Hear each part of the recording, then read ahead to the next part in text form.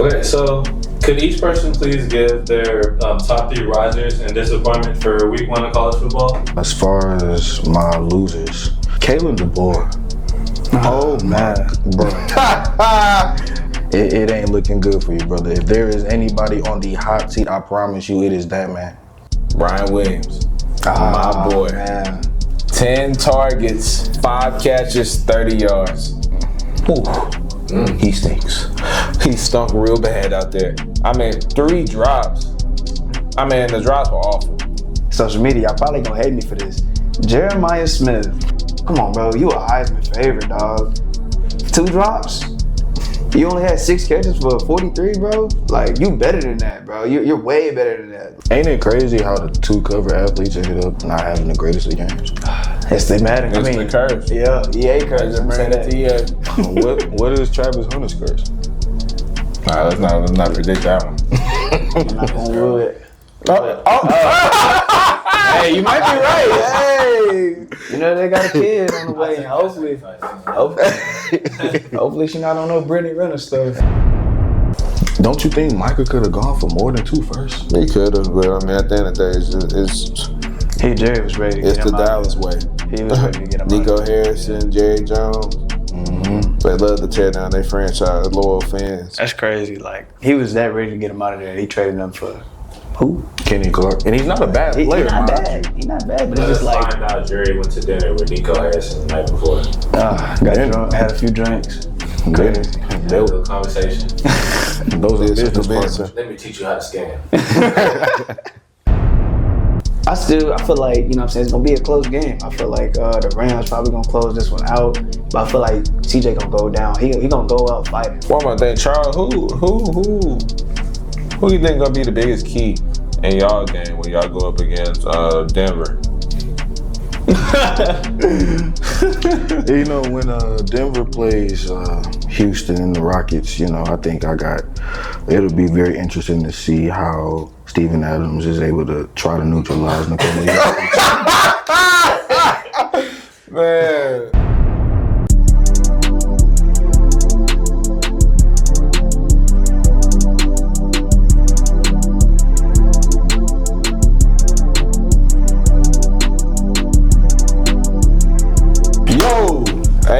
Hey man, welcome back to another episode of Check the Stats Podcast, man. I'm your host T. Cal. Here to the left, and we got my co-host Big Verse in the building. New man, of course. I don't know who he is with these twists and the beard. New man. Top. Are you Versey? I don't know who you are. V? I'm the one. Neil. Sure. We got the birthday boy over here, Sandman in the cut, man. Freshly chopped. Hey, man. Brand new fit from the 2K stove, Sandman.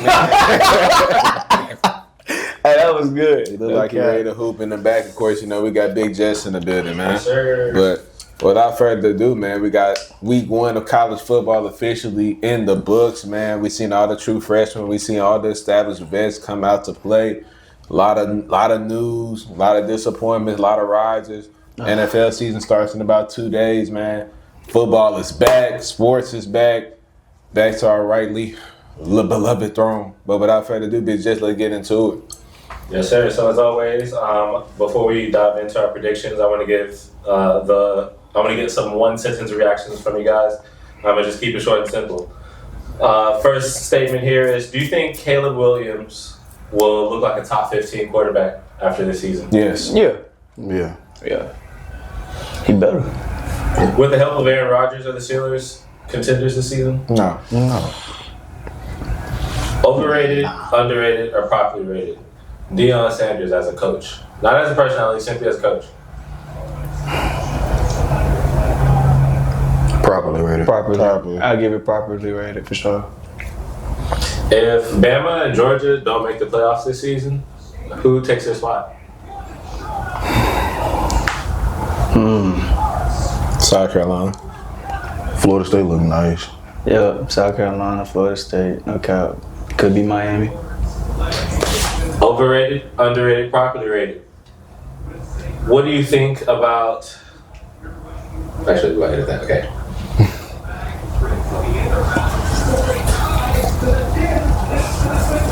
I worded that really weird. What are your early predictions for Travis Hunter on his success levels this season? He'll be better at corner than he is receiver. I think he finishes around 750 to 800 yards. That's a good season for him, realistically, playing both sides. 650 with about 50 receptions. Who do you think is going to lead the league in passing touchdowns? I'm sorry, touchdowns total, passing and rushing. Passing This and year, rushing? Passing and rushing. may go Josh. He's maybe Lamar. Maybe Lamar could. He put up 9 fingers. I don't know who that. Oh, Burrow. Can't kill Oh, him. plus oh. Man, he had his thumb out. He put it back. Oh no. Not probably Lamar or Josh for sure. Is the Super Bowl window for the Lions still open? Yeah, Barely open, but it's still. it's closing slowly but sure. It's closing, but it ain't still closed. open. Yeah. Do you think a rookie running back will finish top 10 in rush yards this season? Yes. Yeah. What's his name? Genty. No. I think Genty will. Is Trevor? No, Henderson don't start. Henderson is the 4th string back, the 3rd string running Hit the back. 3rd string right now.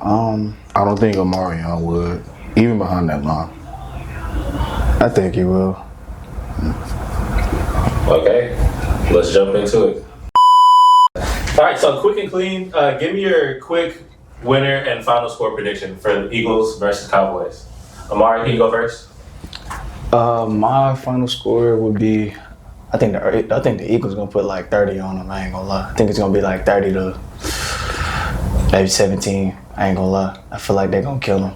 And then the Eagles, they got the defense, man. They got the defense to really just put Dallas on their back, honestly. And they got the offensive firepower as well. So does Dallas, but I don't know. That the Eagles defense is tough, and I don't think Dallas is gonna be able to compete with that.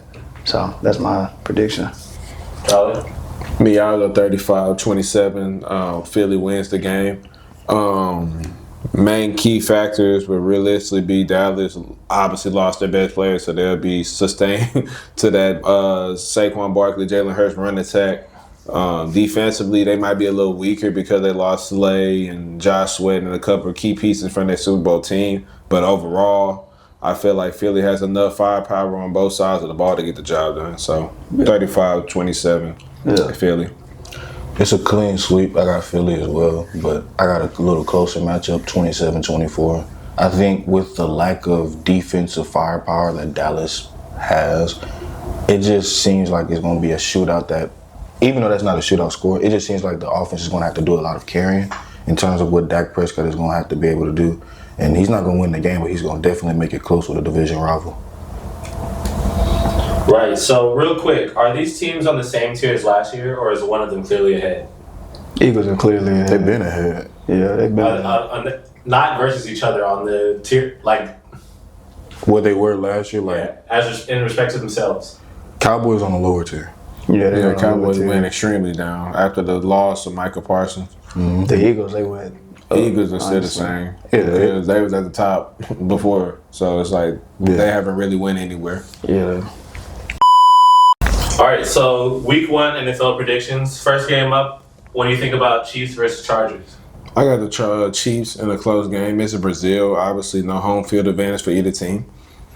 Same thing. It's hard to bet against Mahomes, especially when they got a chip on their shoulder. I got the Chargers winning.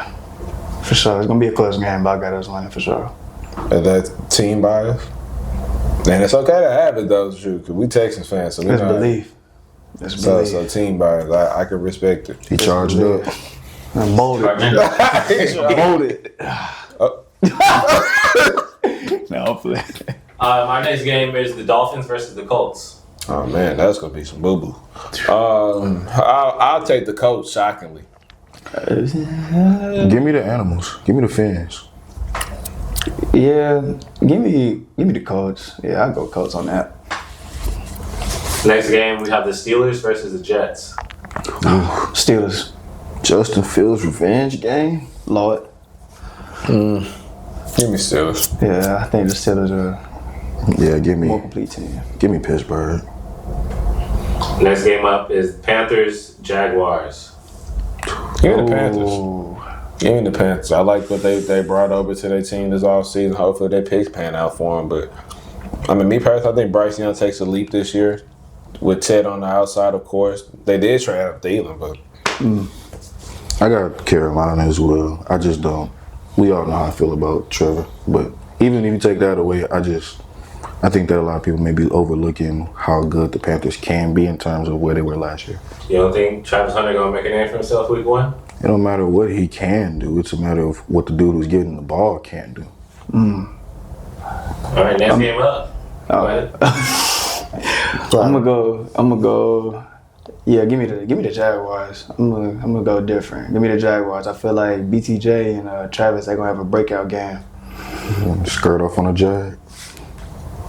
Hey, Next game up is the Cardinals versus the Saints. Oh, my gosh. Cardinals. That's going to be eyesore. Well, give me the Cardinals, though. Give me the Cardinals. Yeah, give me the Cardinals for sure. Will Johnson gonna have Fly. he gonna have like 2 interceptions. I live life like it's a card game. Super Bowl.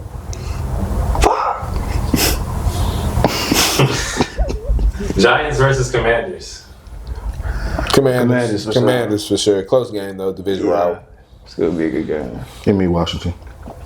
Buccaneers versus Falcons. Oh, That's going to be a game. give me the Buccaneers. Give me the Buccaneers. I don't Give me see Falcons. Reasonable. Give me I don't see nobody stopping Mike Evans. Falcons. Nah. Okay. Give me Falcons. I don't think the Bucks could stop Bijan and Drake. They lost to them twice last year. This is New Year. For sure. We picked the same thing. Next game is Bengals Browns. That's going to be Bengals by a field goal. Yeah. Every division game with them, I mean, it's always to the nail. So it's never going to be a blowout despite how bad Cleveland team looks on paper this year. Bengals. This is going to be so strange for me to say, bro, but you know how I've said that why should I believe in something if it's never happened? The Bengals never get off to good starts. Why should I believe in it now? Give me the Browns. Okay. Not a crazy pick. Next game we have the Raiders playing the Patriots. Oh, now that's a gonna good be a good game. game. Give me the Patriots. Give me the Patriots. I like what they did with the new team. Give me the Raiders. I see Geno Smith going crazy this game. I think he gonna step up. I'm a gambler, man. Give me Vegas. Next up, 49ers Seahawks. Seahawks. Seahawks, I yeah. don't trust them Purdy at all. Yeah, give me Sam. I am. Seahawks. Titans Broncos. Hey, hold on, let the Titan fan go first. Yeah, so go. Who you got? Mile High. Picking against his own team. They ain't playing against the Texans. Broncos, let's ride. Anyway, I got Tennessee week 1.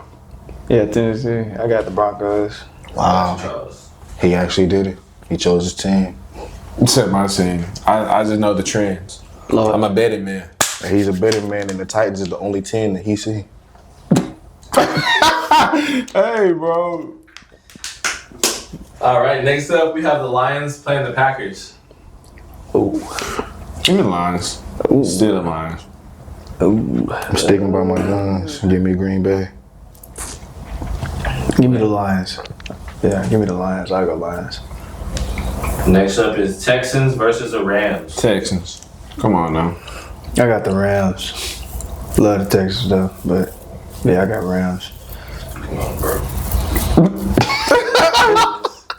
The Ravens versus the Bills. Oh, that's gonna be a good game. Give me the Ravens. One. Give me the Ravens. Give me the Ravens. I think Lamar gonna get his revenge from that little playoffs. Lamar's a regular season demon, so I'm not sure that's what the best he gonna get.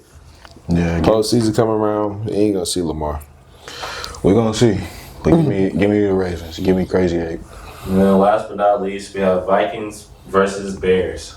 Give me the Bears. Ooh. J.J. McCarthy debut, not having Jordan Addison, a key weapon on that offense. Adam Thielen is coming in, but obviously a little older. First start for both sides. Ben Johnson, first time being the head coach. JJ McCarthy first time starting in the NFL. It's gonna be an interesting dynamic, but I think the Bears will ultimately win. I'm not as confident in Chicago, but I have nothing to go off of for Minnesota. Literally for that reason, give me shots on. I think we sleeping on the Vikings, man. So pick 'em. JJ, I'm gonna show you some love, bro. Give me the Vikings, bro. I respect it. So, what would you guys' reaction be to the Michael Parsons trade? Insanity. Yeah, that was crazy. I ain't gonna lie. Really, I thought they was gonna give Micah a deal. Most definitely, I thought it was just all like, oh, he say, she say. But damn, it really happened. Like that's crazy. Like he actually went to Green Bay. I didn't think he would go to a rival or whatever. But well, NFC. I didn't think he would go in his division. But man, like, oh my God, yeah, that's crazy. I feel like the Green Bay most definitely won the trade. I think this puts them. It kind of puts them over the top. I ain't gonna lie.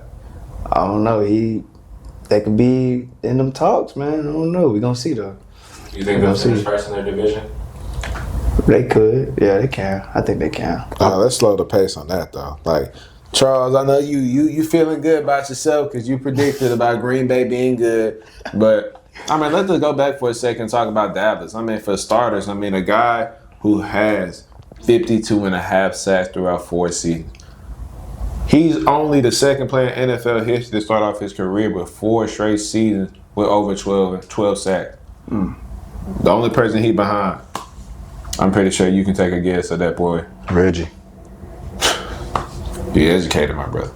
But there's no way you trade your best player on your entire football team for whatever reason. I mean, I can't realistically even think of a valid reason to trade your best player. Like even like Jerry Jones took on all type of bad players with stuff off the field. I mean, if you looked at his stuff on his documentary on Netflix, I mean, shoot, he brought over all them guys with problems, Michael Irvins, and like they had problems. At the end of the day, what it came down to, They got a deal. no winning. Yeah. He didn't care about nothing but winning. And Michael Parsons, I mean, shoot, he do podcasts. Like he doesn't get in any trouble. I mean. They quote unquote the stories coming out of how it ruffled the locker room. They felt a certain type of way about the podcast. He had different dynamic of relationships with certain teammates. They didn't like the stuff he's doing outside. He was a me guy. But at the end of the day, his production spoke for itself. He's not supposed. I mean, realistically, people say he's just helping us stop the main problem because he can't help us stop the run. I mean, unfortunately, he's an undersized defensive man, really supposed to be playing outside linebacker. He does what he's supposed to do and get to the quarterback. He averages double sacks per year. He's a 3-time All-Pro, 4-time Pro Bowler. I mean, Michael Parsons is the truth. He's a top 3 edge rusher in the game. I don't know how you want to slice it, but I mean, at the end of the day, I mean, trading Michael Parsons for 2 first-round picks and Kenny Clark is just irresponsible from Jerry Jones. I think his pride got to him Right. because he wanted to do business the old way instead of how it's done in modern day. And to make matters worse, I mean, you signed Deron Bland, 4 years, $92 million. A couple days after you trade Michael Parsons, like you just you throwing gasoline on the fire already lit. I mean, Cowboy fans already outraged. You bring over Kenny Clark that hasn't been good in about 3 years. Lord. I mean, 2 first-round picks, but realistically, Green Bay is going to be so good, those picks are going to be really irrelevant unless you try to make a trade to go get somebody now. And when have we ever seen Jerry Jones make a mid-season trade, at least as long as we've been keeping up with ball throughout the season? We've never seen I ain't that. seen it. I ain't gonna lie. I can't recall. So realistically, I think Dallas ultimately lost his trade tremendously. I think Michael Parsons, even if he is having back problems, I promise you Green Bay is more than likely, I mean, more grateful than ever to take on any type of problems he got going on with his body for 4 years, $188 million, because now they are true Super Bowl contenders. I think they're realistically top 3 in the NFC alone. I think they surpassed a lot of people because obviously, I mean, you got a quarterback that's on the bridge or kind of breaking out. You got a top 5 running back in Josh Jacobs. You got an emerging kind of wide receiver 1 and Matthew Golden. Depends on how he does this year. But, I mean, the sky's the limit for Green Bay with that Michael Parsons trade. Thanks. I think I want to try to step into the mind of a Jerry Jones and think about the delusional stuff that he's been doing. Like, part of me understands why he wanted to, wait so long to get a deal done. he was hesitant because he gave the most money ever to a guaranteed quarterback in a deal with Dak Prescott, and Dak Prescott already, even with the MVP caliber season of him finishing top 5 in MVP voting, he still ended up missing a lot of significant time with his injury. Gave a lot of money to CeeDee Lamb, and even though he's been one of the best receivers in the league in the upper echelon, there are moments of inconsistency with him and Dak. So in theory, him and Micah Parsons, it just didn't seem necessarily the greatest relationship in the world. Also, a year ago, I called it to a T. Whenever we were talking about the Cowboys, I said that they got a quarterback that needed a deal, a receiver that needed a deal, and a defensive player that needed a deal.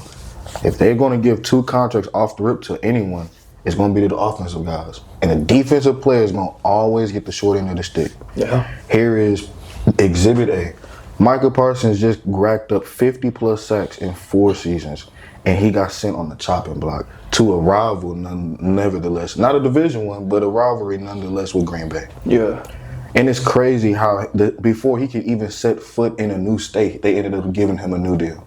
$47 million per year, $136 guaranteed, $120 fully guaranteed, $188 overall. That is insane, but it's well deserved for him. Yeah. For the Cowboys, you want to say that they won the trade if you're delusional because of the fact of, hey, we got someone that can stop the run. We got someone that could help us out with these future draft picks that could get us over the top in the future. This is a win now move.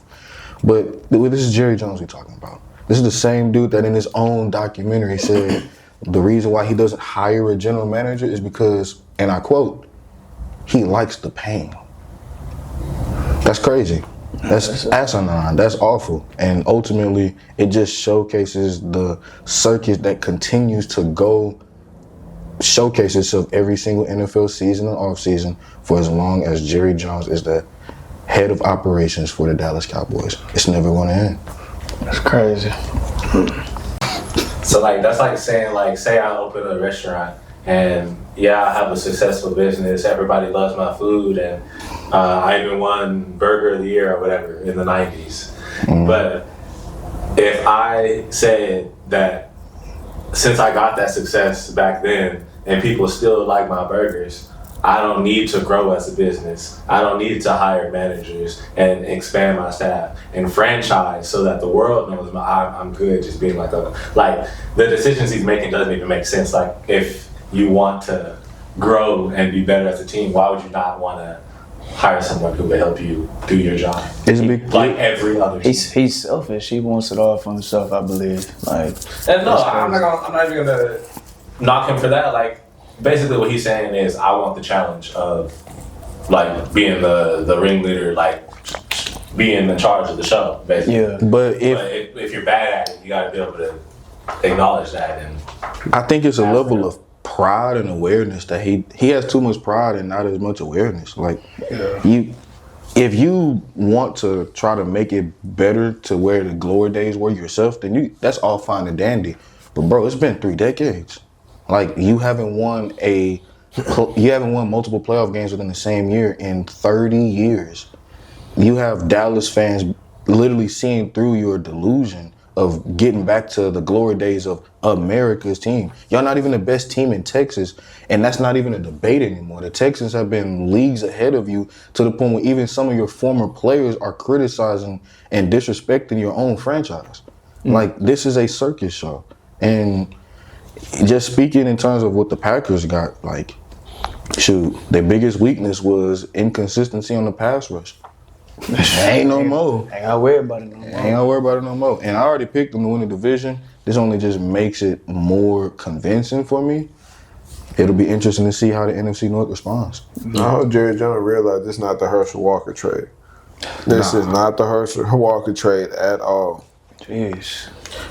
Don't you think Micah could have gone for more than 2 firsts? He could have, but at the end of the day, Jerry was ready to get him out. It's the Dallas way. He was ready to get him Nico Harrison, Jerry Jones. Mm-hmm. They love to tear down their franchise, loyal fans. That's crazy.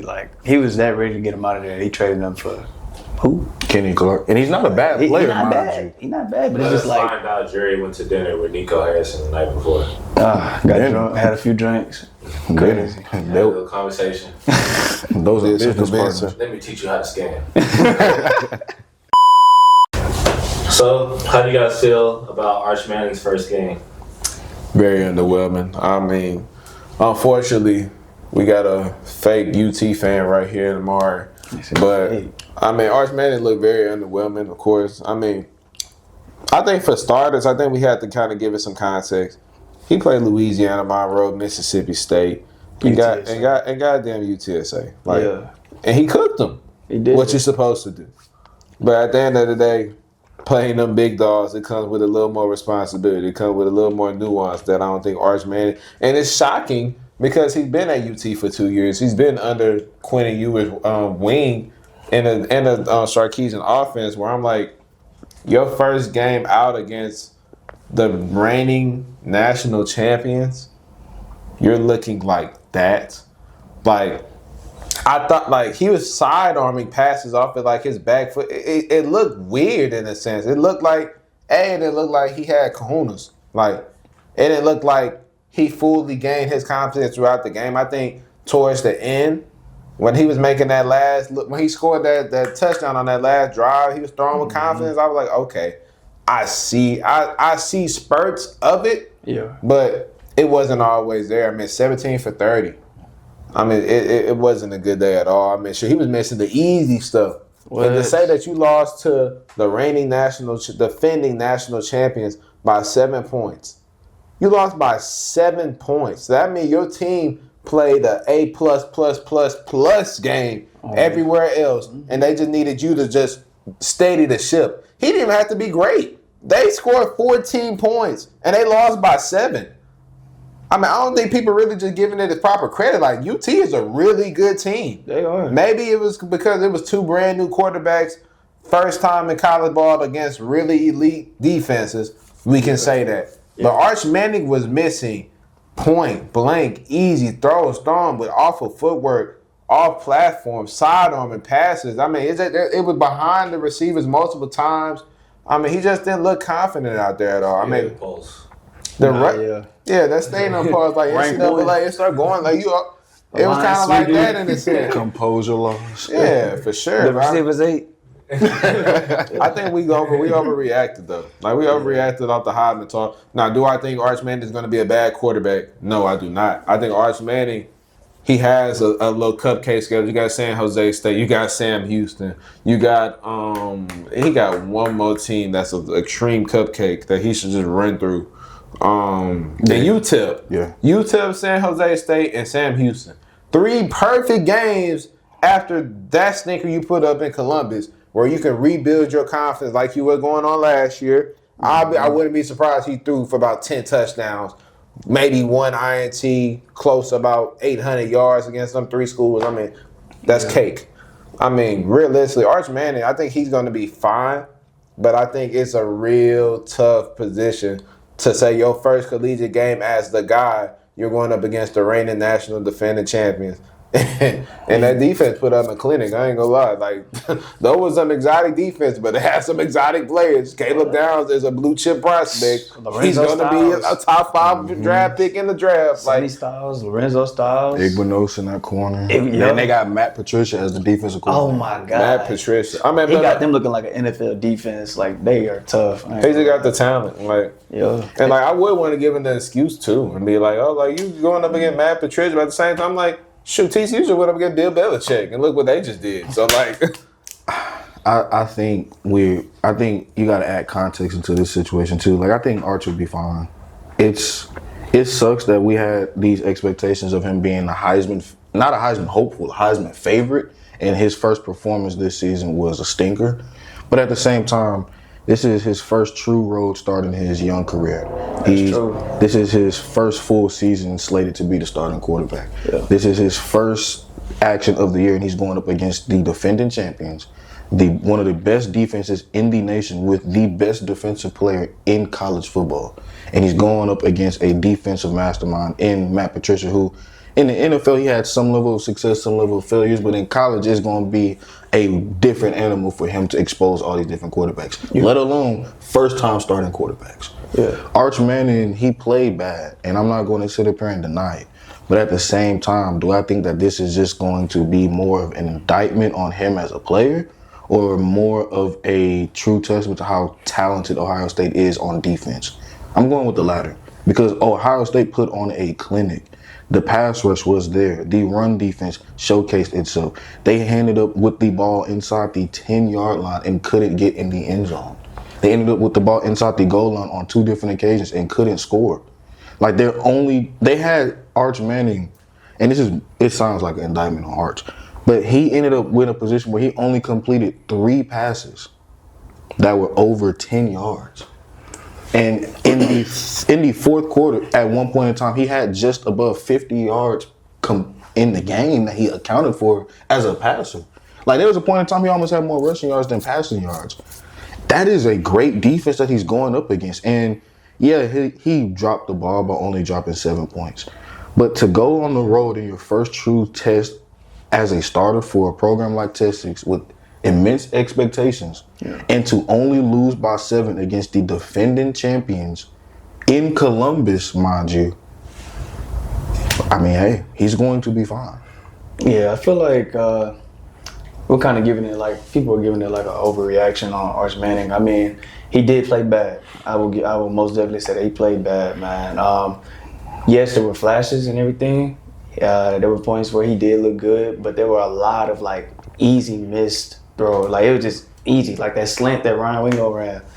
Oh, well, it was a slant. Mm-hmm. Easy. That should have been a first down. Boom, they had to get off the field. But then again, like, Arch, he struggled for sure. Like, that defense was elite. That was an elite defense. I mean, he couldn't even score in the red zone through a QB sneak. I mean, tush push. They stopped him. Mm-hmm. Like, that defense was elite. And I think, like, not a lot of people are paying attention to how elite Ohio State defense was. Like, he had a little time back there, but they were on him. Like, he really couldn't do much.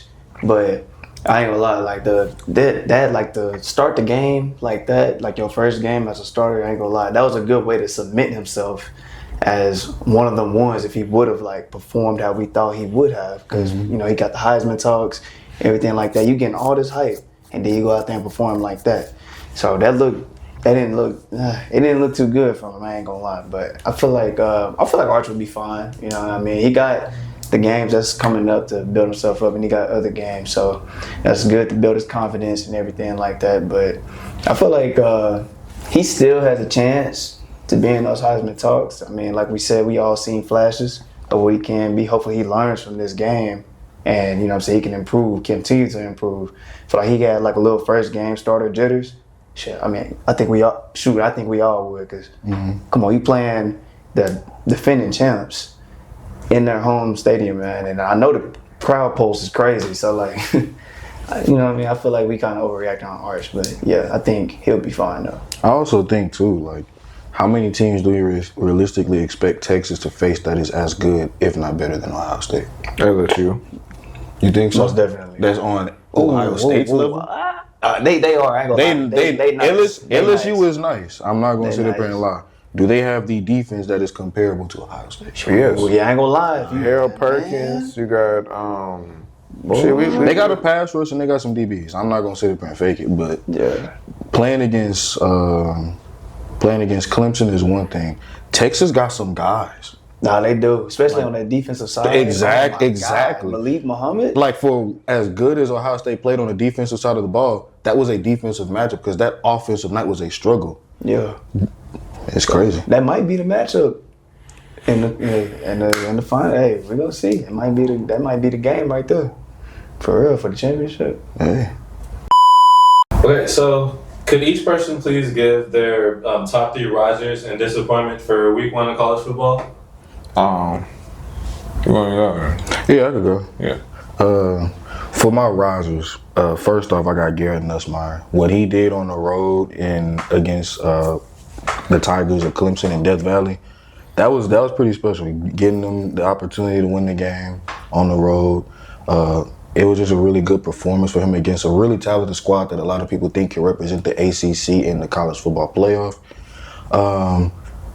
Also, I got to show a lot of love for my second riser, CJ Carr. He showed me something against Miami. As a freshman quarterback, that dude was out there balling. Like, he could have mailed it in against a top 10 level program. And granted, Notre Dame was ranked higher, but at the same time, like, what are we to expect from a freshman quarterback? He definitely did better than the likes of who we just talked about in Arch Manning, and he did that on the road as well. So, like, seeing CJ Carr put his team in a position to win the game, or at the very least tie it and potentially force overtime, that's pretty special to do that in his own right.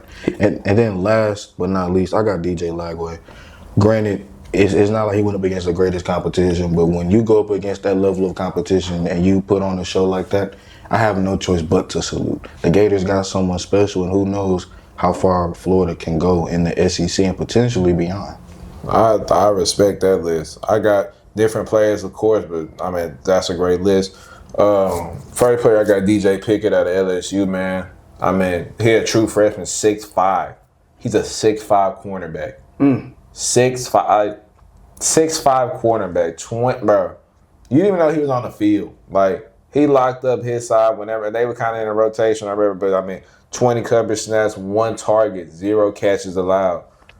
39.6 passer rating when he was targeted. I mean, he was the definition of box. LSU DB, like, LSU is back. Like, that defense is full of dogs. They held that talented Clemson team to 10 points. I mean, that team's a real deal. Next person up, man, I got Nick Harbor out of South Carolina, man.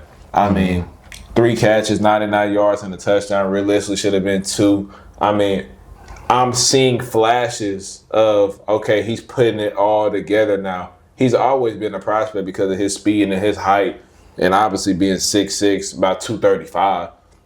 But now we're seeing it against live competition on a consistent basis. Like, he looks like the best receiver on the field now, finally. It looks like he put it all together. So for that, I think he's a big riser for me. Hopefully he continues that going because, shoot, hey, the Texans, hey, we'll take you. Shoot. We'll take you. Hey. And the third one, my third one, his name is hard to pronounce, so I'm not going to say it. But JKS out of Cal. Oh, dog. 6'3", 225 quarterback out of Hawaii, man, with a rocket of an arm, man. When I tell you, he made every single throw on the field the whole night from start to finish, man. He looks elusive, man. When I tell you, like, he has the capability to escape out of pressure and throw the bat. He's throwing it in the basket every single time. And it's only, like, I'm looking at him from the standpoint of, if he wanted to, he could build Cal from the ground up. He can make Cal a prominent football program for these next 2 years if he's really committed. But if he don't, I promise you, Ohio States, the Georgias, the Alabamas, anybody, they're going to be on the phone trying to get this man with a lot of NIL money. He's that type of player. 20 for 30. I think he threw for about 230 yards, 2 touchdowns. I mean, he realistically had over 300 yards. I mean, if you've seen the incompletions, his receivers were dropping dimes. Like, he was throwing dimes. Like, his deep field accuracy was next to none, man. I mean, bro, I'm telling you he's the truth. I am telling you he's the truth. We're going to be keeping up with Cal this year, but he's a special quarterback. 20 for 30, 234, 3 tuds. I mean, he's the truth, man. He is the truth. So those are my top 3. I like they picks. I ain't gonna lie. So I got something different. So for my risers, I got Lenoir Sellers. Man, next Cam Newton or a better version of Anthony Richardson. I don't know, but hey, I like Lenoir Sellers. I like what he was doing against Syracuse. That was a great game by him. He looked like he really improved as a passer. You know, able to throw the deep ball to Nick Harbor and everything. His scrambling ability and ability to break tackles. I mean, he's a strong quarterback. I mean, he's 6'3", 235, I believe. So, like, that's like a linebacker almost. But, you know what I mean? He played amazing during that game. I mean, like, he only threw 1 tud. I mean, he was 12 for 19 for 209. But, like, hey, Lenoir Sellers look like the real deal. South Carolina look like the real deal. I like how they look. My next riser, Joey Aguilar out of Tennessee. Yeah. Oh my God, he has a rocket. And I seen him when he was at what is that school? What is that school that he Appalachian State. Appalachian State. That's what it's called. He was at Appalachian. He was nice, but oh my God, like the replacement. He's the replacement for what's bro name? Nico Iamavilla. They made the right decision. He has a rocket of an arm. I mean, he's throwing it in the bread basket. Like, he's stepping up in the pocket. Like, he's not dropping all the way back. Like, he looked very poised, very comfortable back there. And my next one, the freshman, Malachi Tony out of Miami, man. Oh, my God. 6 receptions for 82 yards. And you 17 years old. Mm-hmm. You 17 years old. You doing it against number 6 Notre Dame. And that defense was nice. Mm-hmm. They was nice. Notre Dame ain't nothing to play with. Mm-hmm. Like, that, hey, Malachi Tony's something special. That, I ain't gonna call him that because ain't nobody Jesus. But they call him, baby Jesus, whatever. But yeah, he's nice, man. I like his route running ability, his ability to get open, his sudden breaks, like in and out of his breaks. Like, he is nice. I ain't gonna lie. He gonna be something special. And it looked like Miami back too. I ain't gonna lie. Like, they look very good.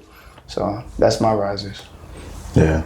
As far as my losers, I'm ranking mine. And one of them, spoiler alert, it's not a player. Number 3, just because I believe you doesn't mean that you didn't lose. Arch Manning, you definitely rubbed a lot of people's eyes in the wrong way. I believe in you. You got the ability to change that, but it's gonna take some real consistent, great level play at Texas.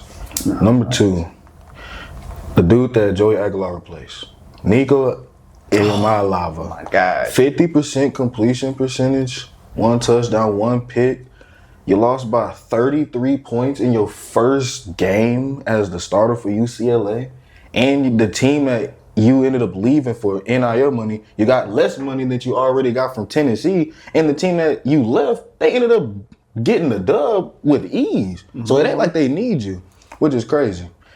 And then number 1, like I said, it's not a player. Kalen DeBoer. Oh man, bro. we gonna get to it when we get to it, but man, it ain't looking good for you, brother. If there is anybody on the hot seat, I promise you, it is that man. Dang.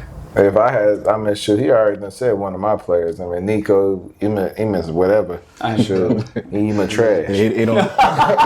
11 for 22. That was awful, as Charles said. But another fun fact that you didn't say. Utah had 4 sacks. Mm-hmm. He had 4 sacks, 5 tackles for losses, and another 24 hurries against UCLA. Get this. 60% of their non-snap blitzes ended up in the pressure, the highest rate of any FBS team. UCLA was simply trash on that front line. They couldn't block me. At the end of the day, man, Charles said it best. You leave the school that you were currently at, that you were getting more NIL money to go to a school closer back to the crib, significantly less money, with a worse team, ruin your draft stock. So now he finna pay the ultimate price for being a greedy, you know what. Okay, another player. I thought you were gonna say him. I'm glad you did it. Ryan Williams, my boy. Man. 10 targets, 5 catches, 30 yards. Whew. He stinks. He stunk real bad out there. 3 drops. The drops were awful. It was like he was hearing footsteps in the set. Am I saying he's a bad player? No, not at all. But to start off his sophomore campaign, man, he looks extremely, extremely, extremely flawed. Especially when we see it from Bernard out there. Bernard looking like the true one up there. 52.8 grade, the worst on Alabama's offense by far. To say he's the covering NCAA, man, I think that was a little bit too much. Yeah. A little bit too much for somebody that was unproven, because he had, a catch against Georgia when he went crazy. Like, let's pipe it down a little bit. Ryan Williams is good. Don't get me wrong, but he's not that. Okay, my last one. Running back out of Notre Dame, Jeremiah Love, man. 10 carries, 33 yards. Yeah, they put him in the box. He was duffied. And it's crazy because, what's the reason? Why does he always want to use triangle? He's just obsessed with some R2 and triangle. I mean, he just loves Hey. hurdling somebody. I'm like, at the end of the day, bro, you're going to be out for multiple weeks trying to hurdle somebody in the league. The backup running the back had more yards than him. Oh, yeah. He was going crazy. And he was hurting people last year with the brace on his knee. Yeah, he got bounced, man. Man, I just don't understand that at all. But Jeremiah Love did not look good out there. And he's supposed to be a once-in-a-generational running back. That's what a lot of people saying with him coming out this year. But, I mean, shoot, so far, so bad. So, All right, man. My non-risers, of course, Arch Manning. I mean, it was disappointing. Still got faith in you, though. You know what I'm saying? But it was disappointing to see it. Next one, I don't know. It's a little iffy with this one. I feel like Cade Klubnik was a non-riser because, I mean, Clemson, I think they were favored to win that game. I ain't gonna lie. Yeah. Especially home advantage. Yeah. And I believe they had a higher rank than them, too. So, yeah, I would say Cade Klubnik, even though he played pretty solid. He played pretty solid, but I think towards the end of the game is when, like, the play decreased. You know what I'm saying? I feel like he ain't played too well going towards the end of the game. Garrett Nussmeier, he stepped up when he needed to be. Next one, social media. Y'all probably gonna hate me for this. Jeremiah Smith. I swear that was Oh him. my He God. just barely missed the cut. Oh my God. I swear. And I still respect you, bro. If you see this video, I still respect you. You still the best receiver in college football as of now. You know what I'm saying? But like, come on, bro. You a Heisman favorite, dog. 2 drops.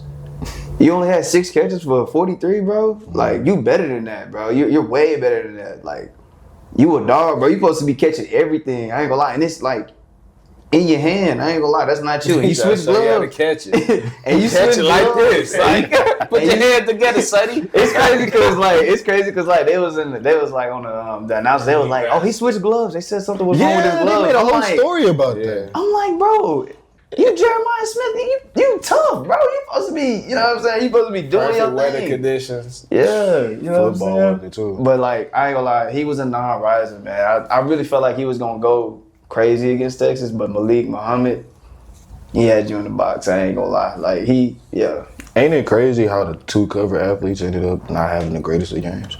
Yes, they matter. It's the curse. Yeah, EA curse. Just I'm bring saying it to that. you. what is Travis Hunter's curse? Nah, let's not predict that one. I'm not gonna do it. Hey, you might be right. Hey. You know they got a kid on the way. And hopefully she not on no Brittany Renner stuff. Hey, his curse is being on the Jags. If you got an agent, we can change that. Lord. But yeah, that's my 3 non-risers right there. I like that list. I ain't gonna lie. I like that list. I like y'all list. Y'all list was good. I ain't gonna lie. Check the stats, man. Yeah. Check the stats. All right, so after week 1, what are you guys' top 5 rankings for the Heisman? 5, Devon Dampier out of Utah, man. He gave UCLA that belt. 21-25, 208, 2 passing touch for 16 rushing for about 87 yards and another touchdown. It was a complete domination from start to finish, man. They clearly showed that they don't deserve to be on the same field as them. He was the better quarterback out of the 2, which obviously wasn't supposed to be the case, especially having Nico, whatever. I'm not gonna mispronounce your name. Your last name's too complicated. But he's my 5. For 4, I got Carson Beck. I mean, for him, at Georgia, he was realistically supposed to be a first rounder. He ruined his stock. He didn't play with confidence. I remember yesterday he was slinging the ball across the field. He looked like a real composed pocket NFL prospect, first round pick again. I'm excited to see how he does in Miami, especially with his new weapons. Yeah. It kind of like, I don't know, it's like that Cam Ward resurgence in a sense. He's not playing like Cam Ward, but he has that level of confidence where he's going out there making all the throws. He's a little rejuvenated. Number 3, I have Tommy Castellano. Am I saying that right? Castellano. Tommy Castellano at my 3 spot for Heisman, man. I know he was only 9 for 14, about 152 yards. But his effect on that game from start to finish was absolutely like Heisman worthy to the point where he needs to be 3. He took down the number 8 team in the nation. He played his tail off. When I say he controlled that game from start to finish, he controlled that game from start to finish. Yep. And it's really impressive when you can talk your trash and back it up. Yep. He said what he said about Saban ain't here to save y'all no more. Like I just Alabama see ain't the that stopping same, and he went out there and gave y'all belts. So I mean, for that, shoot, he should be a little higher on my list for talking backing it up. Thanks. But he can't be number two. Number two is Lenore Sellers. For me, I think Virginia Tech really showed me. I mean, even though it's Virginia Tech, Virginia Tech isn't nothing special, but Lenore Sellers showed me traits he's gonna be the number one player picked in that draft if he continues on this trajectory. I mean, from his escapability to his his contact balance on the sidelines. I mean, he just made play after play after play with a subpar line at South Carolina. Man, he's making all the throws. He's just not just a freak athlete. He can make every throw on the field. He's strong. He's built. Like, he's running between them tackles for getting all them gritty yards. He's not just sliding down like these pretty boys at quarterback. He's a man. So, Lenore Sellers, I mean, hopefully he keeps up this trajectory. But he looks like the number one overall pick to me after 1 week. But he's not number one. Number one is obviously Garrett Nussmeier. I think, obviously, you go to Clemson. That's the top. Clemson was 4 at the time. Clemson was 4 and he went in there and knocked them off. 28 for 38, 230 and a tud. I mean, SC was 9. Yeah, it wasn't a high-scoring game whatsoever, but, I mean, Nussmeier showed at the end of the game why he is a first-round talent. He showed poise. He showed he can make every throw on the field. He showed his game awareness. I mean, he was extremely impressive. I think he, right now, for week 1, would be my lead candidate for Heisman. For sure. See, for me, I didn't necessarily rank these guys because I feel like it's a little too early. But I do have a list of players. The person that just barely missed the cut, unfortunately, was Lenore Sellers. But to be fair, it's a lot of great players that play in college football over the past few days. Obviously, you mentioned Garrett Nussmeier. He's definitely in my list. Not only in the way that he's kept his composure, but the way that he controlled the troops and helped them come back against a top 10 talented team like Clemson. I mean, Clemson's not no slouch. They might still win 11 games and meet them again in the playoffs. So, like, the fact that you were able to do that on the road, no turnovers, composed, great completion percentage, gotta give you all kudos. Next, Joey Aguilar. Tennessee dominated on his first snaps of the season. 3 touchdown passes, like you said, rocket of an arm, cannon. He's been absolutely sensational as a quarterback, and it seems like Tennessee could give 2 you-know-whats about what Nico's doing over there in L.A. Also, I got from Oklahoma, I don't know if he John Mateer? John Mateer, bro. Oh my God, he went stupid. He cut Illinois State, man. That's Calm what I'm down, bro. I know. Hey, look, I understand. That's what he's supposed to do, but like, I mean, look. If he's gonna be playing like that on a consistent basis, I ain't saying Oklahoma gonna be a player in the SEC, but if they get this type of performance from him relatively on a normal basis, soon it's gonna be a tough out. You think Iowa State better than Virginia Tech? Oh, of course. Yes. yeah, 100%. Absolutely. yes. 100%. Absolutely. Also, I know you're not the biggest fan of bro, but I think he will be poised to be competing for the number 1 draft pick out of quarterbacks in college football in the NFL. Drew Allen. He had a quietly great day. 22 for 26, great completion percentage, almost 90%. 46-11 victory over, I believe it was Nevada. He is absolutely tearing people up. And I think he's going to continue that, especially if Penn State is going to be the player that they are in terms of competing for a national championship in the Big Ten and in the grand scheme of things. And finally, you already mentioned Carson Beck. People thought that he was the problem at Georgia, but clearly he definitely wasn't, because even though Georgia looked good, so did Miami. And a lot of that can be attributed to what Carson did for the Hurricanes. I like that. Can we do honorable mentions? Yeah. All right, I'm gonna go defense, honorable mention. All right, I'm gonna go Harold Perkins, honorable mention. He applied that pressure on that pass rush against Clemson. Oh my God, he was so disruptive. Only had 1 sack, but I mean, hey, he was getting back there. Harold Perkins gonna be a problem. I mean, number 5, you already said Joey Aguilar. I mean, he absolutely dominated that game. Like I said before, throwing the ball in the bread basket. I mean, he's making amazing throws, has a rocket of an arm. Next, Carson Beck. Carson Beck went crazy. I don't think he was the problem at Georgia. I think his receivers just couldn't catch. I think they just couldn't catch. He finally had some receivers that can catch. And man, he looked amazing with Miami. I ain't gonna lie, they look good, man. Even Miami as a team, offense and defense, they look good. My next one, Tommy Castellanos. I know we got kind of the same. We got the same list pretty much. Tommy Castellanos, man, he absolutely dominated Alabama, knocked them off. They went in there, no rank. They just went in there and knocked them off like it was nothing.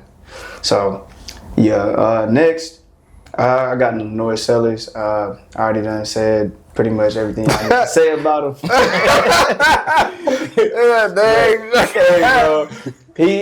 But yeah, Lenore Sellers tough. I ain't gonna lie, I rock with him. I mean, he's probably like the best dual threat in college football right now. To me, I like. You know what I'm saying? He's nice. Then number one, of course, Garrett Nussmeier. I mean, he's out there making NFL throws, NFL level throws. I mean, elite ball placement. I mean, even that play, that touchdown they called back when the receiver one-handed it, that was a tud. I ain't gonna lie, that was elite ball placement. Like y'all can't even knock that. But yeah, that's my list right there for the Heisman rankings. Yeah, I rock with it. Right. All right, so after losing to Florida State, is Alabama football finished as a dynasty, or is this just like a reload year? Absolutely, it's finished as a dynasty. I think it's been finished. I mean, check this: 235 games. Nick Saban has only lost to 4 unranked losses. He only had 4 unranked losses. And DuBois, and Caleb DuBois, 14 games, he has 4 losses to unranked school. I mean, at a certain point, man, you're not living up to the Alabama pedigree.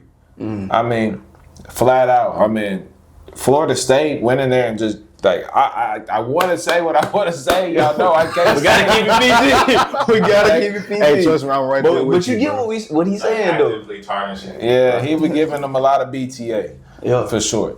But I mean, Florida State feels like the track team. I'm sorry, they play with so much speed. I mean, from your quarterback to Squirrel White to Malachi, how you say his last name? He runs 44, bro. He runs 44 in the fight. He's tough. That team was was like need for speed out there. And then they got a 6'7" receiver that's out here Going crazy. and he fast too. Literally. I think Alabama, unfortunately, looks like, I don't know, it feels like in a sense where Saban left, so like all the talent is like slowly but surely like leaving as well. But also I think it's NIL. Yeah. I think a lot of NIL, like you're not going to get paid top bucks to go to Alabama. They don't have pockets like that. That's oil money. So that's Texas, A&M's. Like they're going to these big prestigious programs that got the money to pay. Alabama, I feel like it's still kind of living off of that. We're Alabama, right? Yeah. We won how many national championships since you've been alive? Like, come here. That's not working anymore. Yeah. Bernard, he did his thing. He was the best player out there for Alabama on both sides. Outside of that, Ryan Williams, you have to show up. You can't be the cover athlete. You can't be this highly touted player that's supposed to be 1B to Jeremiah Smith and they go out there and drop 3 passes and look pedestrian. Even though he did line up 90% of his snaps in the slot, and that wasn't what he normally was last year. I mean, at the end of the day, you had your opportunities to make plays, and he couldn't make plays. It was extremely disappointing. But overall, man, it was really funny. The quarterback for Florida State, Tommy Castellano, Yeah. he only threw 14 passes. But yet and still, he controlled that game from start to finish. Like, His scrambling ability is crazy. man, what the ultimate playmaker. He remind me of like a little K9. I mean, not to say K9, Kyler Murray out there. He was K9. You're right. He was right. Yeah. He was K9. Yeah, Kyler Murray. He was K9. You're right. Nah, I agree with you. It's terrible. It's with Alabama. I mean, it's like ever since Nick Saban left, it's been a downhill, like slippery slope for them. I ain't gonna lie. Like back in the day, we used to be like, "Oh, Alabama playing? Like, okay, they them." Now you got teams like Vanderbilt. No disrespect to Vandy, but like you got teams like Vanderbilt that's beating them. You got these, extreme disrespect. What? Vanderbilt. and Vanderbilt used to be kind of like the laughing stock of the SEC. They were kind of like that team that was forgotten. Them, Kentucky, those type of teams. So it's like you got teams like that that's coming up. Well, you got a team like Vanderbilt that's coming up and beating you, and it's possibly gonna happen again. But yeah, like Florida State, they went in there, no rank, knocked them off, And Alabama still have a lot of talent. I ain't gonna lie, like they running backs is nice. Ty Simpson is solid. Yeah, he's not bad. We ain't seen what's his name, Kalen Russell. Yeah, we ain't seen him yet, but like they still got some talent. You know what I mean? But I don't know what it is, but I feel like it's just been a downhill, slippery slope for them boys ever since Nick Saban left off the office, and I feel like that's just a testament to how good of Nick Saban was, like as a coach, how he impacted that program, like, and I don't think the board can replace that, bro. I really don't. That's some big shoes to fill, for real. So. And the thing about it too, I think I know what the problem is. It's the culture. It's a culture shock. It's a culture change. When you lose the epitome of what your franchise has become, you know what they are? They're the New England Patriots. When they lost Bill Belichick, you thought that they had some semblance of, you know, getting back to the way things were. And now, I mean, obviously they look better based off of how people project them to go to the playoffs. But, like, people forget about them non-Bill Belichick years when they was looking for someone to replace them for a long period of time, to the point where it was just a laughingstock of a franchise in terms of not getting their picks right, not getting their players right, not getting their coordinators right. And it's a weird dichotomy. Kalen DeBoer, he lost the same amount of games in 2 seasons against unranked opponents that Saban has lost against in his unranked opponents in his entire career as a coach for Alabama. And yet he still has a winning record against Kirby Smart, Steve Sarkisian, and I believe one other high-profile level coach. It's so weird because he's a talented guy. He went to the national championship with Washington, got some of those players to transfer over to Alabama, turned Jalen Milroe from this scrambling quarterback to a player that a lot of teams want to at least take the chance of building around in the future as a potential piece in the offensive puzzle for the NFL. Like, this is a talented coach. He's won every single place that he's been. But at Alabama, it's a different standard. This the same problem that Ohio State has. Ryan Day just won the national championship, and I guarantee you, if he loses to Michigan, he's going to be on the hot seat again, because it's a different level of program in terms of what type of expectations they have. Alabama is no different. Kalen DeBoer has players that are on the defensive side, on the offensive side, that are getting, I can't use the words that I want to say, but it's so crazy. Demolished. Yeah, they're getting killed. The number 1 offensive tackle in the nation, Proctor. And he's getting worked by players we've never even heard of. And it's no disrespect to those players, but like when you're the number 1 slated tackle in the draft, in the upcoming draft, by the likes of Mel Kiper, Adam Schefter, all these different aficionados of the game, you're supposed to look like it. When you're playing in a game on an Alabama field used to mean something.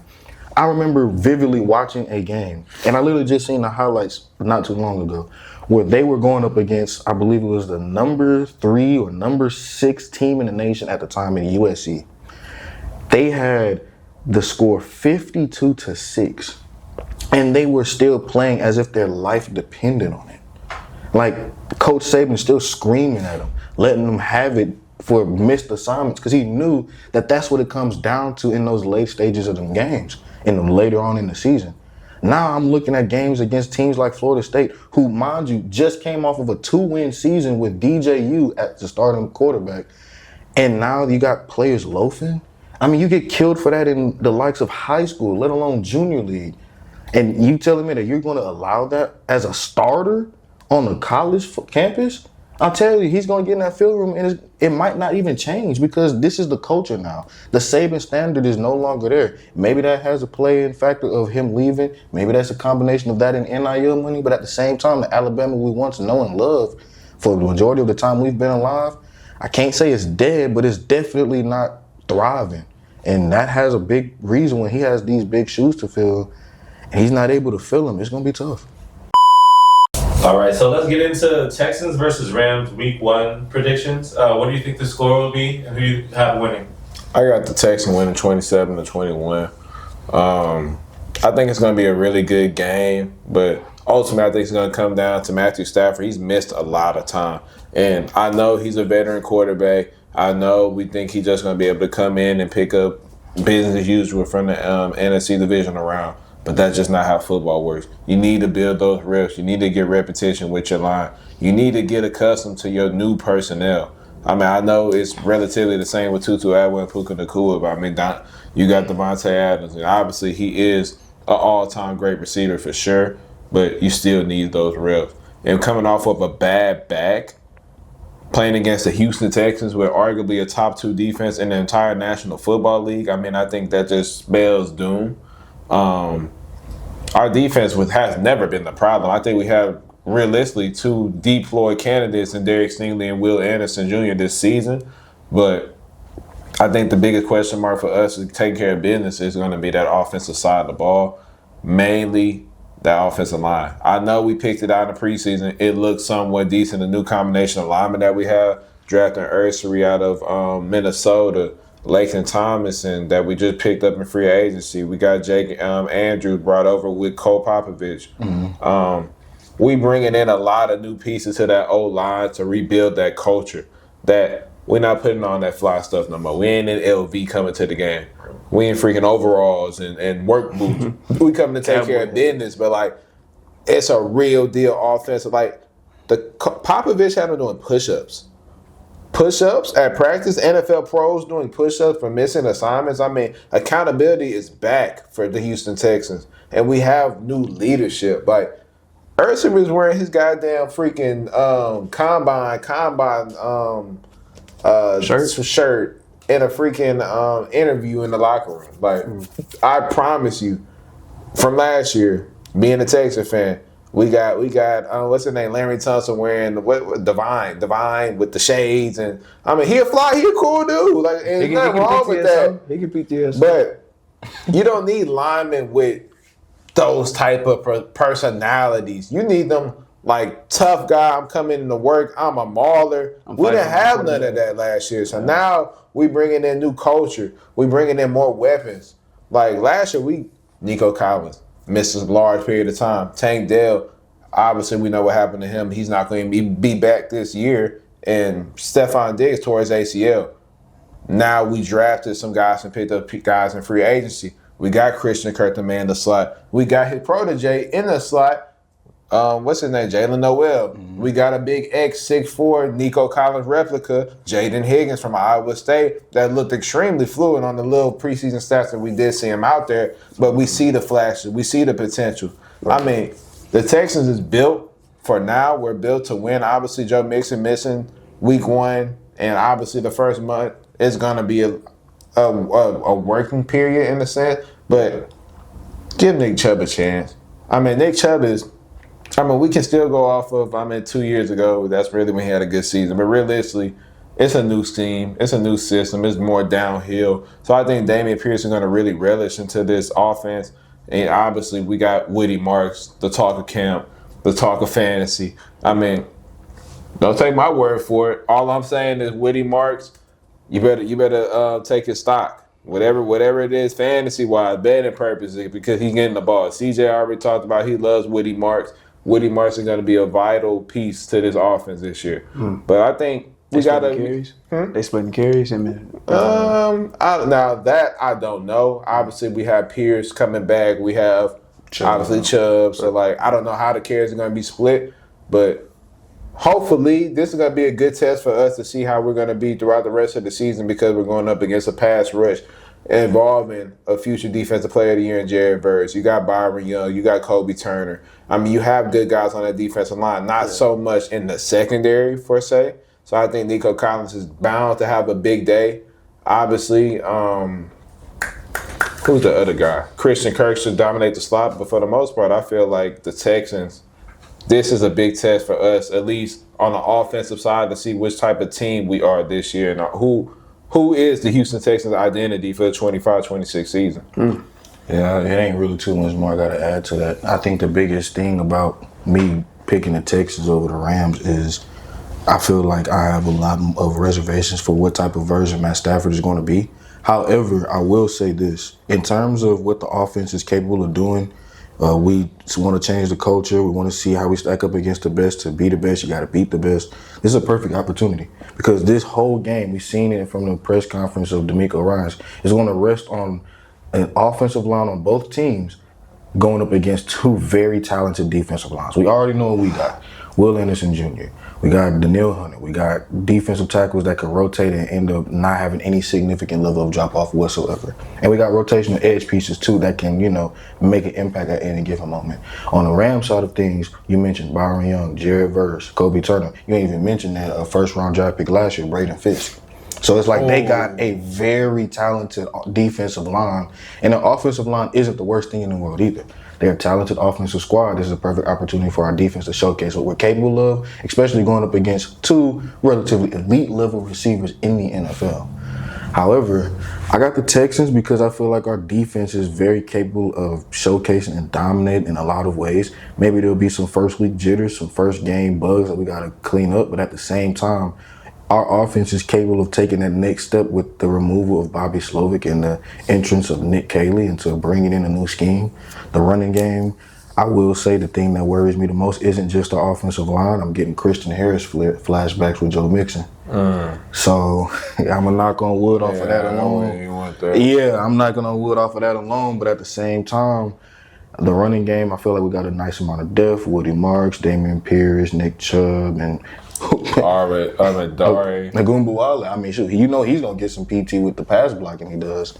So, ultimately, I feel like I trust CJ in this moment and stage, year 3. It shouldn't be a sophomore slump. He's going to prove why he's underrated in a lot of players' eyes, and a lot of fans' eyes for sure. And ultimately, I think that's what gets the Houston Texans get the job done. He already said he's sick of all that talking. He said, shoot, what else y'all wanted me to do last year? But he said, I'm done doing all that talking. So, best believe, Sunday, 3:25. Make sure y'all in front of the television because the Texans coming to whoop that ace, Los Angeles. You hear me? We ain't going for none of that sugar, honey, iced tea. I respect y'all opinions. This is going to be a very good game. I agree with your score as well. I feel like it's going to be a very close game. I feel like it's going to come down to a defensive battle, honestly. Like, I feel like that's just going to be the main thing. I did not take into consideration that Matt was still hurt. I forgot about that. So that kind of gives me a little question, but like, I don't know. Do you think that y'all are going to be able to stop Puka Nacua and Devontae Adams? Oh, sure. First team All-Pro on that side. And that's true. That's an all-time right there. That's an all-time great over there. Keep in mind, y'all still got a young corner over this side. Yeah, but keep in mind, we got help. CJ Gardner-Johnson is slated for week 1. Oh, he back? Yeah. Okay. We dodged the bullet. That's true. But then, too, y'all offense against that defense. I mean, that, like y'all mentioned, that defensive line is crazy. That defense in general is insane. Jared Verse alone, I'm worried for CJ. I ain't gonna lie. I'm a little worried. Now, I don't know how much better y'all O-line got. I know y'all got some pieces in the draft. I don't know how good they are. But I feel like, you know what I'm saying, it's gonna be a close game. I feel like the Rams probably gonna close this one out. But I feel like CJ gonna go down. He gonna go out fighting. Like, it's going to be a good game from him and Matt Stafford. But, yeah, for this, I got the Rams winning for sure. Going to be a good game, though. Man, that's pretty crazy. One more thing, Charles, who you think going to be the biggest key in y'all game when y'all go up against Denver? When Denver plays Houston and the Rockets, I think it'll be very interesting to see how Steven Adams is able to try to neutralize Nikola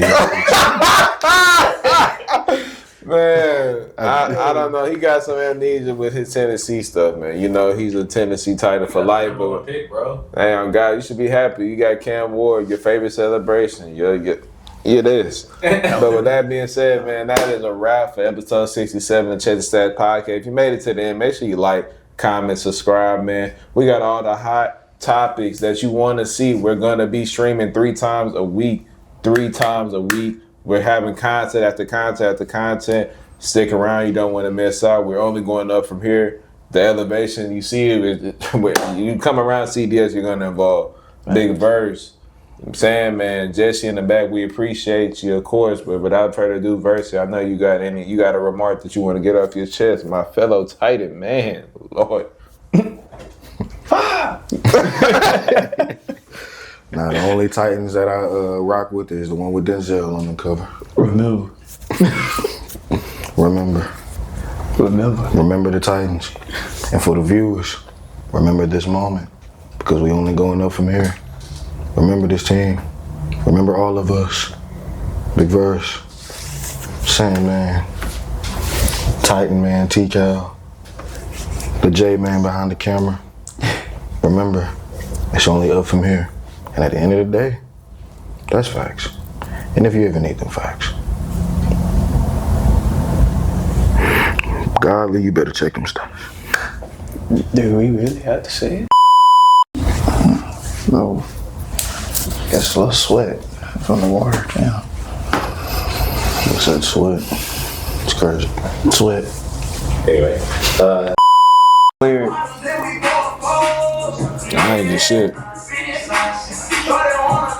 Niggas talking about something. We're not gonna talk about Dirk. you didn't say anything. Well, what you have for breakfast? Meat. You gotta respond, Charles. Don't let me answer for you. Did you have the beat, Charles? No. Bologna The sandwich. buns. Bologna The sandwich. buns. 6'7". This is 6 of them. I hate that shit, bro.